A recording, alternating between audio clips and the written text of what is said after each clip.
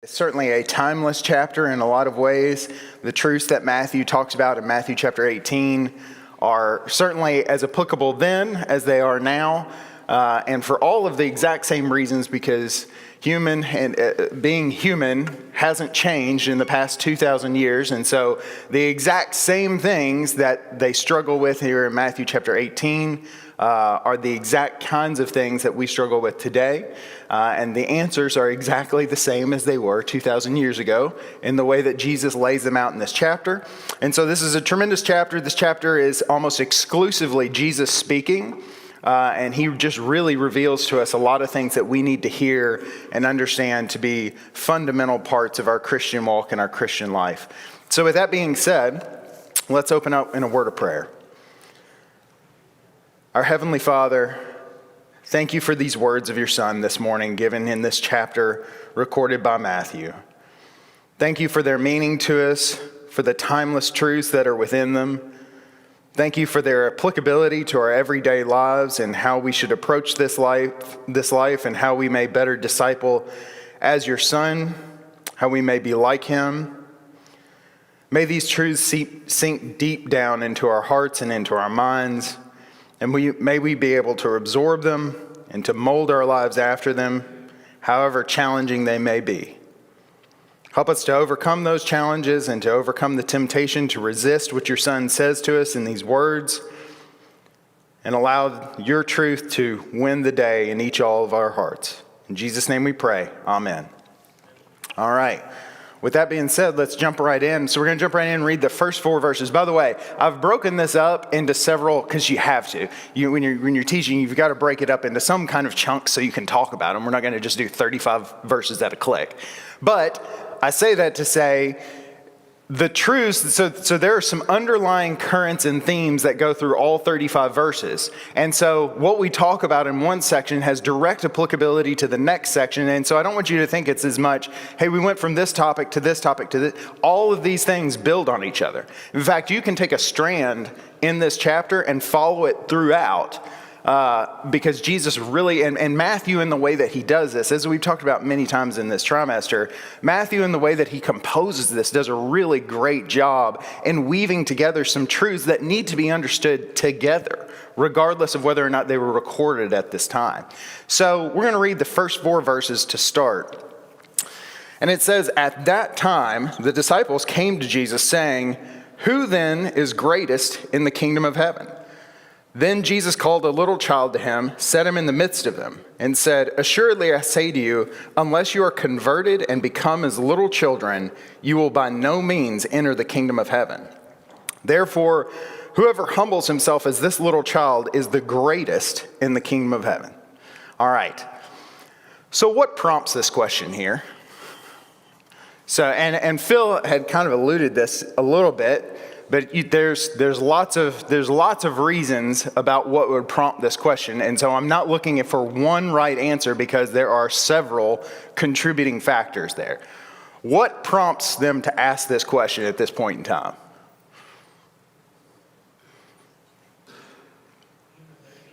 Human nature. Okay. All right. I'm glad you brought that one up first. What are they trying to do? Remember we said, okay, this is near the end. We're a couple chapters back, we said this is probably 6 months till the end, okay? So they've been with Jesus for potentially 2.5 years at this point. What are they trying to do? They're walking around with a thought in mind, okay? They have a purpose, they have a goal. Every single day when the disciples get up, they have a thought in mind, and what is the thing that they're trying to do? What do they think they're trying to do?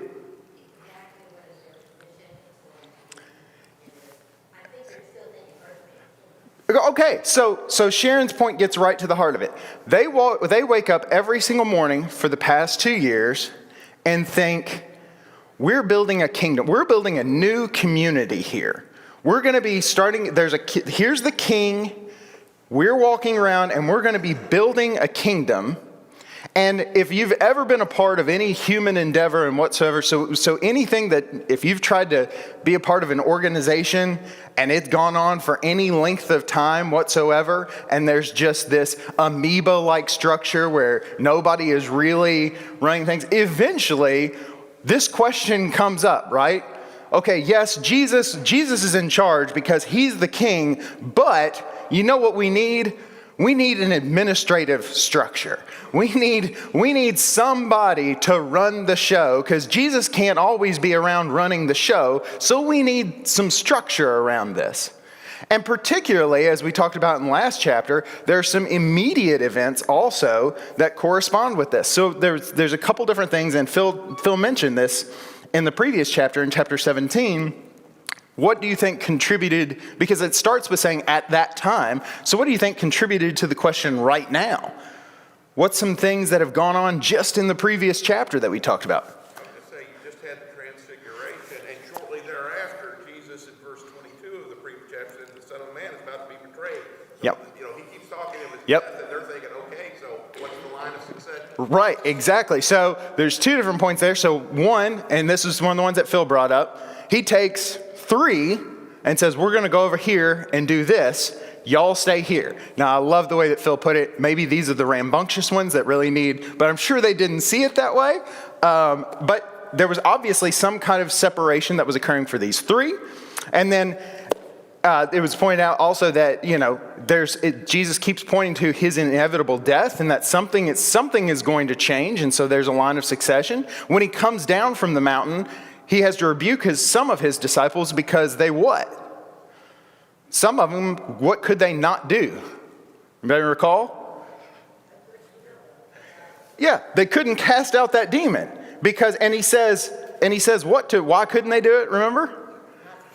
They don't have the faith. Yeah, this one comes out only because, so you got folks here feeling really high and really good about themselves. You got folks here feeling really low and really bad about themselves. And so suddenly this dissension arises. And one of the things that I want you to note so what's not recorded from us in Matthew, but you have to infer, and that the other gospels talk about, is there had to have been, prior to this, some conversation. There had to have been some butting of the heads as to, well, I've done so-and-so with Jesus. Jesus appointed me to do this. I did that. So there's obviously some ways in which the disciples, as humans do, bounce off of each other and conversations were had.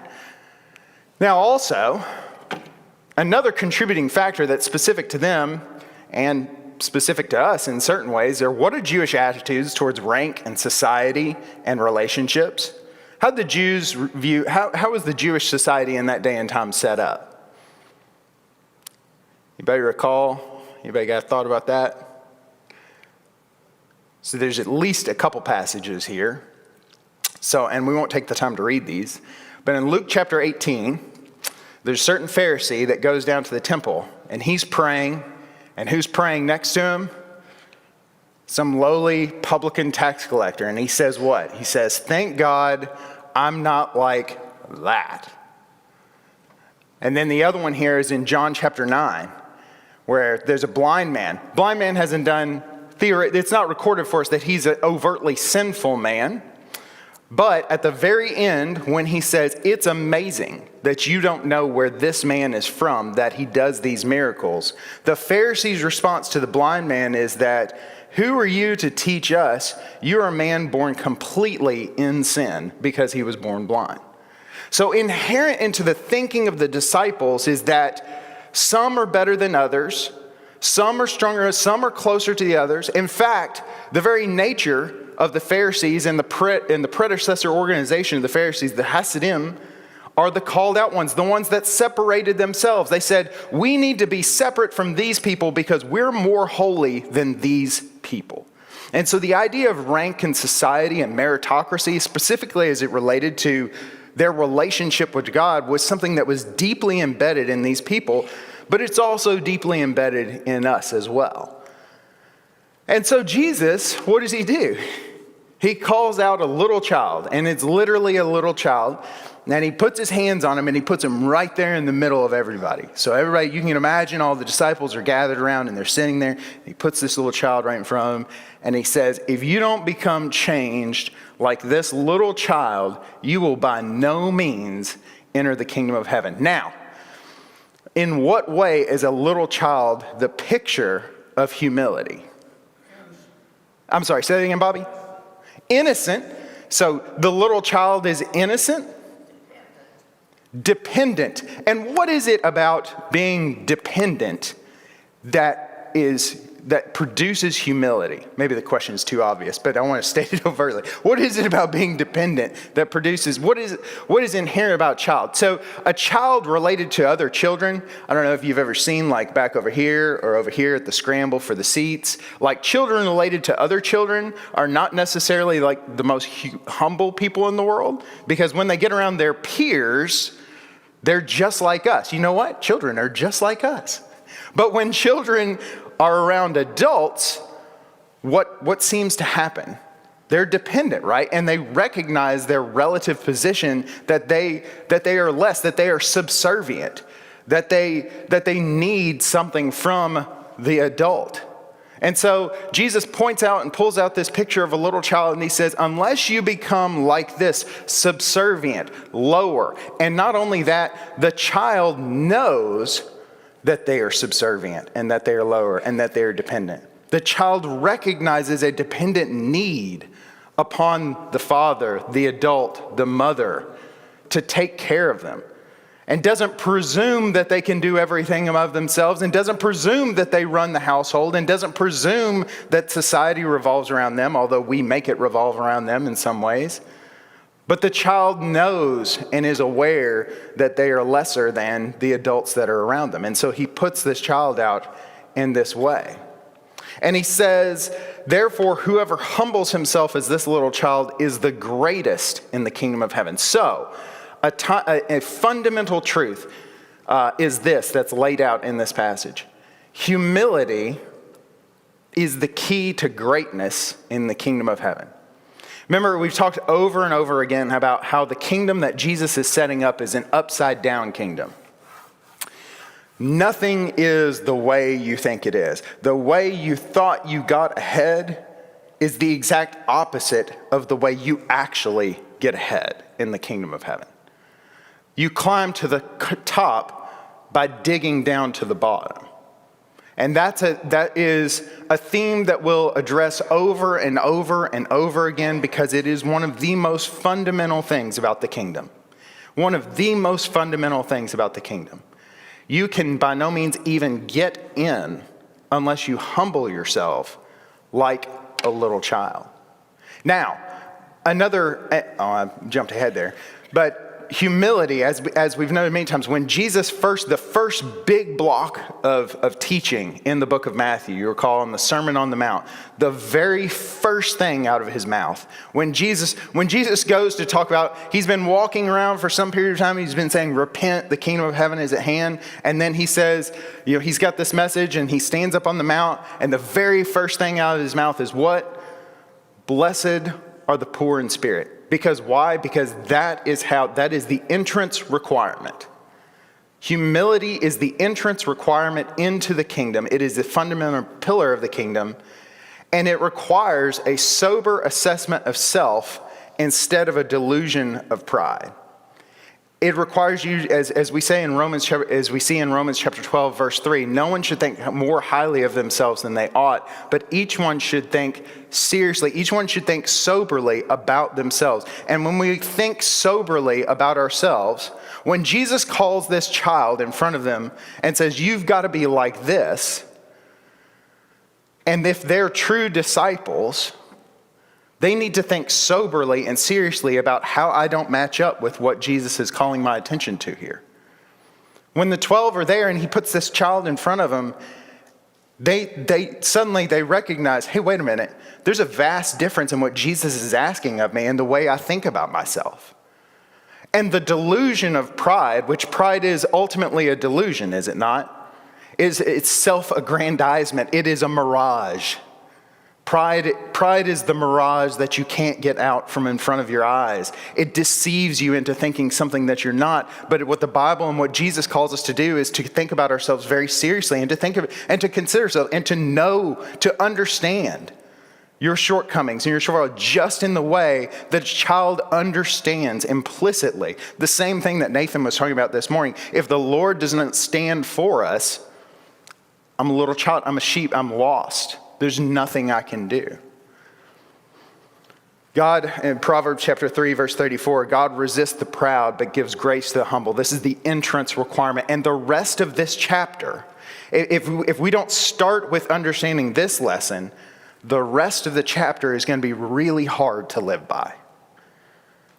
Everything that comes after this is just going to be really Christianity, your walk with Christ, your discipleship with Christ.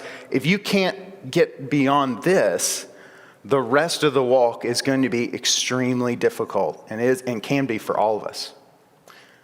Now, note also here that Jesus doesn't deny that there is greatness to be obtained in the kingdom. There is greatness to be in. He doesn't say, hey, there is no such thing as great spots in the kingdom. That's not the answer. There are great spots in the kingdom. And in fact, in Matthew chapter 11, he even refers to that when he says that John the Baptist, the least in the kingdom of heaven is greater than the greatest born among men is John the Baptist. Remember James and John later in Matthew chapter 20, they're going to come and they're going to ask for the seats on the left and the right. And Jesus doesn't say, well, there's no seats, it's a circle. No, there are seats on the left and the right, but they're given from my Father. And so there is greatness that can be obtained, but the way that you obtain that greatness is by becoming a humble and a servant of all. And so it's no surprise that one becomes great by being like the king. The king lowers himself. And so if you want to be great like the king, you lower yourself the way the king lowers himself. So he goes on from there in verses 5 through 14, and we'll read this section. He says, whoever receives one little child like this in my name receives me. But whoever causes one of these little ones who believe in me to sin, it would be better for him if a millstone were hung around his neck and he were drowned in the depth of the sea. Woe to the world because of offenses, for offenses must come, but woe to that man by whom the offense comes. If your hand or foot causes you to sin, cut it off and cast it from you. It is better for you to enter into life lame or maimed, or rather than having 2 hands or 2 feet to be cast in everlasting fire. And if your eye causes you to sin, pluck it out and cast it from you. It is better for you to enter into life with 1 eye, rather than having 2 eyes to be cast into hellfire. Take heed that you do not despise one of these little ones, for I say to you that in heaven their angels always see the face of my Father who is in heaven. For the Son of Man has come to save that which is lost.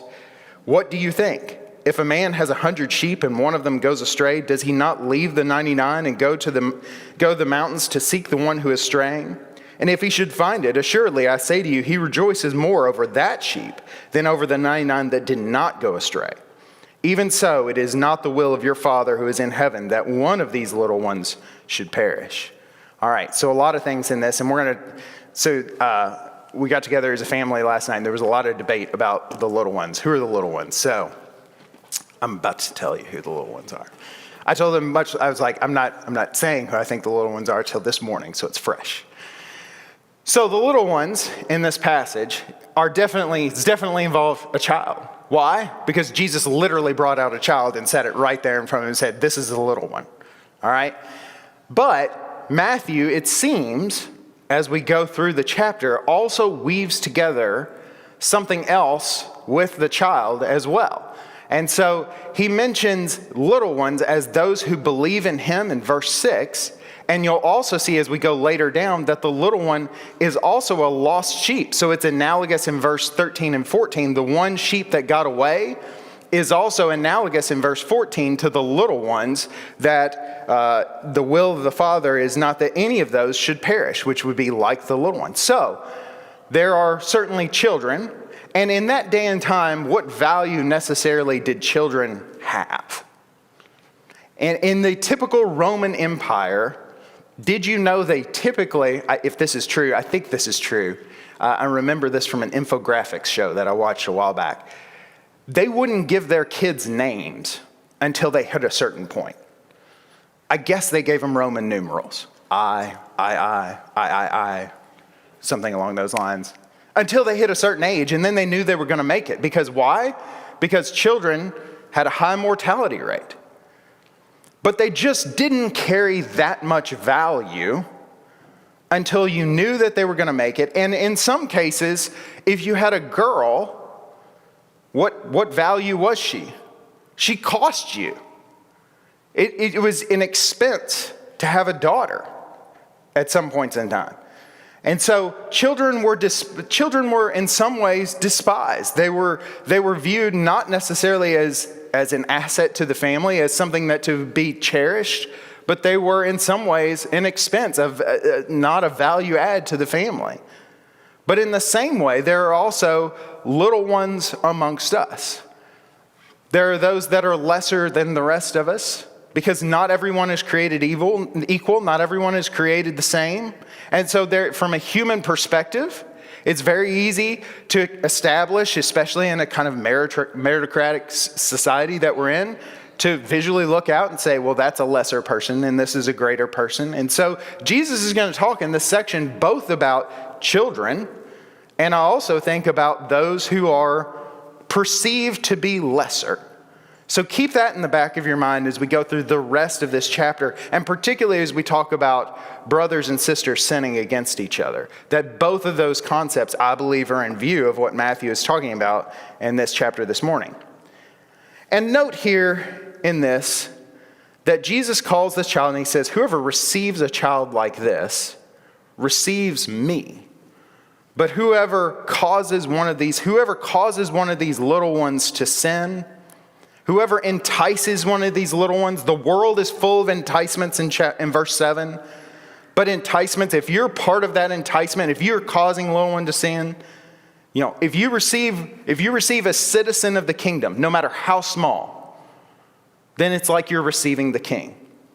But if you push that citizen away, if you cause that citizen to sin, if you cause that citizen to step outside the bounds of what the king would want, woe be to you, because the king is serious about his subjects in this kingdom. In the kingdom that we've been talking about in Matthew chapter 18, the king is serious about his subjects in a way that no Roman, Persian, Babylonian ruler has ever been.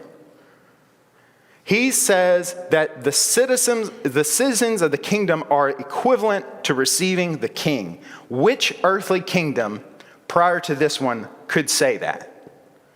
Which earthly kingdom did the king care so much about the individual citizens, the littlest of the citizens, that says, hey, if you take a little one in, a small child, and you do for them, it's as if you did it for me.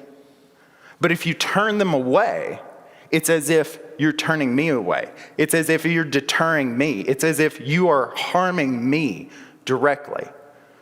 This king is not like any other king. This kingdom, as we keep repeating over and over in this class, is not like any other kingdom. It doesn't conduct itself that way, and we are all, and I'll talk about this more in a second, co-regents with him because he treats us all in that way. And no kingdom before this has been able to say that. So receive them as you would receive the king, as a fellow citizen of the kingdom. Deter them at your own peril. Verses 8 and 9, there is no loss so great as the loss of a soul.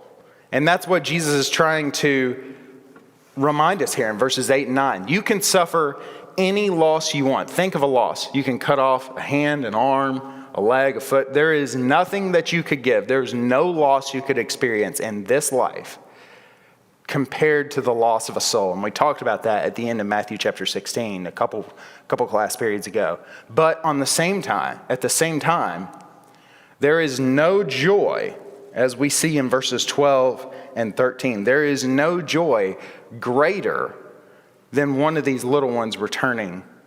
It's not the prince, it's not the highest in the kingdom, but when the one little one, when the 99 were safely in the fold, and what's implied is the little one ran astray, there is more joy over the little one, the perceived despised in the kingdom, returning to the fold than the 99 that were safely attracted. Why? Because the king takes all of his subjects seriously. They all represent him, they all represent value to him, and he loves each and every one of them as much as each and every other member of that flock.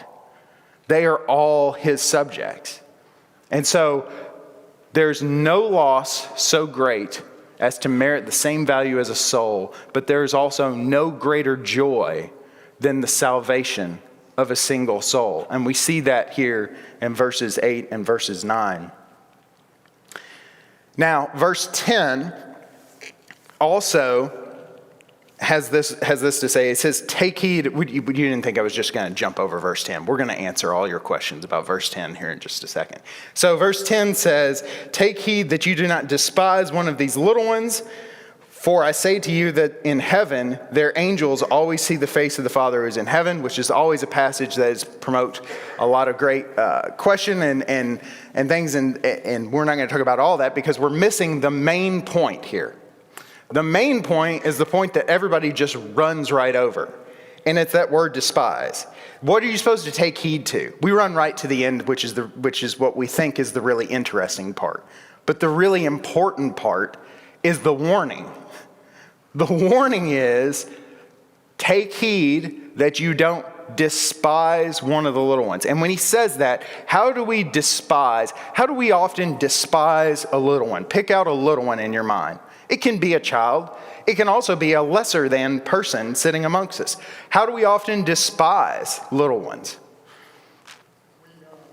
We often believe that everybody understands on the same level.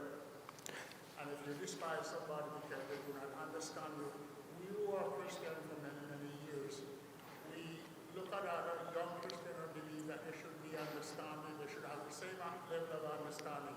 And that is what I think the little child means. Not only that a small person, but a person who understands, who have less understanding than a person that is. Yeah. Ivan says, we often despise a little one because we believe that they should just be at our level. Okay, I'm going to tell something on my dad, which is also now true of me.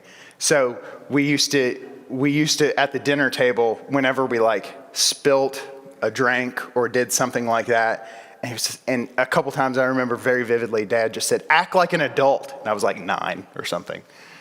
And just this past week, I remember saying something like, and I don't remember exactly what I said the exact same thing to Evie Kate. Just sit there and act like an adult. And Megan's like, well, she's 8, so. Dad says he never said that. It came from somewhere. Because, so that's a very trivial example of exactly what Ivan's talking about.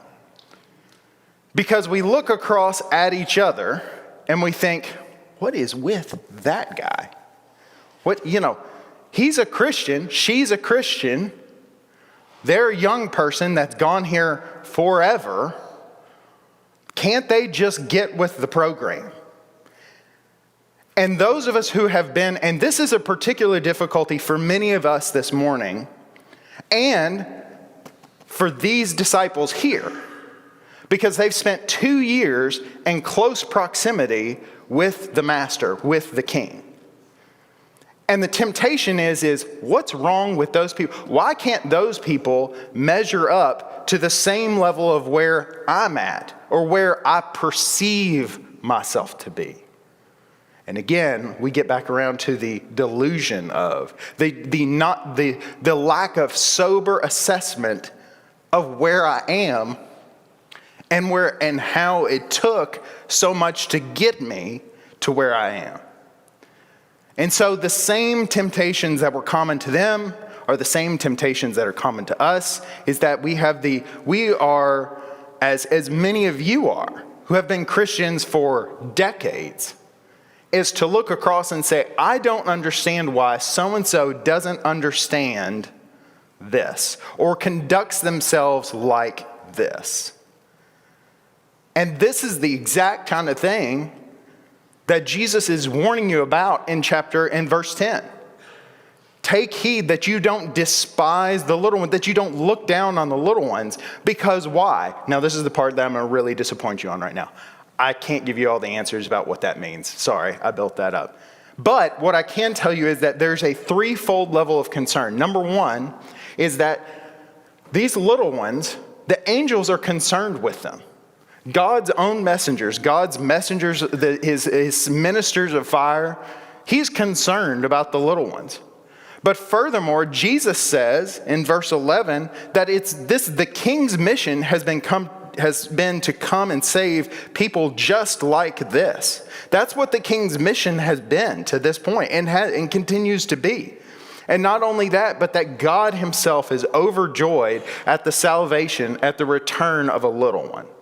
There's a threefold escalation from the angels to the king to the Father in concern for the little ones. So who am I to look across and despise one of the little ones in the kingdom, whoever they are, child, lesser? It is the height of self-delusion to think that clearly God doesn't care as much about that one. But that is exactly the kind of society that Matthew is in, and that we ourselves can create whether we mean to or not.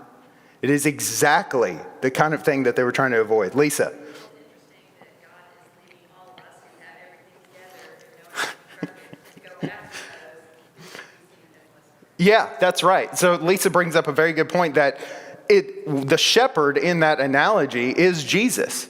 And he says, I'm going to leave those people. I'm going to voluntarily walk away from the people who have it all. We think Jesus would love to hang out with us. Why? Because we've got it all together. But Jesus says, no, it's exactly the opposite. I'd like to go after the little one because all these 99 are fine. I'm actually here for the little one. That's who I'm here for. I'm here for the little ones. So it's the exact opposite. Again, it's just so much the opposite of what we think the king, what we think Jesus ought to be doing. All right, we'll move on here. So in 15 through 20, and we won't have time to read all this, but it starts to deal with this concept of sinning against a brother. And I know despite everything we just read, Christians will sin, and they will sin against other people, and they will sin against Christians. You know why? Because this is a fallen world, and we say things to each other, and we do things to each other, and we're like a pack of billiard balls on a pool table. You know, when you rack the billiard balls on a pool table and then you hit the ball and the ball hits the other balls, you know what doesn't just happen? The balls don't get around later and say, oh, you gently bumped into me. No, they break everywhere and they make this loud cracking noise because that's how people are. We bump into each other. We're in a very finite space with very finite capabilities, and we just bounce off of each other, and we bounce into the next person, and we say things we don't mean, and we do things we don't mean. And so just it all bumps into each other. And so Christians, despite that, sin against each other. It's an unfortunate reality, but it is a reality. So what about that? So in this passage here, it talks to us about what happens. What do you do when that happens? How do you handle that when that happens? And this is where humility fills the greatest need and finds its greatest expression in dealing with our fellow man. This is where the rubber meets the road. This is where humility is the most important, the most essential piece of the whole puzzle. The kingdom falls apart if we can't deal with each other in some level of humility and understanding. This is how we know, or that we are known to be followers of each other. And so a specific list. And as I say this here in just a second, there's a punch list here, there's instructions here, which we get really wrapped up in the instructions. Okay, first you go to them, then you take 2 or 3, then you take it to the church. And we think that's the thing because that's the form, but that's not the thing. The thing is to think soberly, and first, before you even go to the person, you have to be very serious. You have to think soberly. You have to understand. Remember from Matthew chapter 7? So the Sermon on the Mount starts with, blessed are the poor in spirit, but it ends with, take heed what judgment you judge one another, for that same judgment will be applied to you. Clear the speck from your own eye before you try and take the plank out of your brother's eye. Those principles apply here. And so the greatest need in solving this starts before you even go. Before you even go to your brother, which is a difficult thing to do, or your sister. don't be self-deluded about who you are. Don't be self-deluded into thinking, I've never sinned this way. I would never have said that to so-and-so. It's very unlikely. Very unlikely. Because you know what James says about sins of the tongue? Who can master the tongue? I would never have done that. Are you sure? So, Jesus here gives us these directions about how to deal with sins on one another. And there's tremendous, it's very difficult. And why is it very difficult for us to go to a brother or a sister who sinned against us? What's difficult?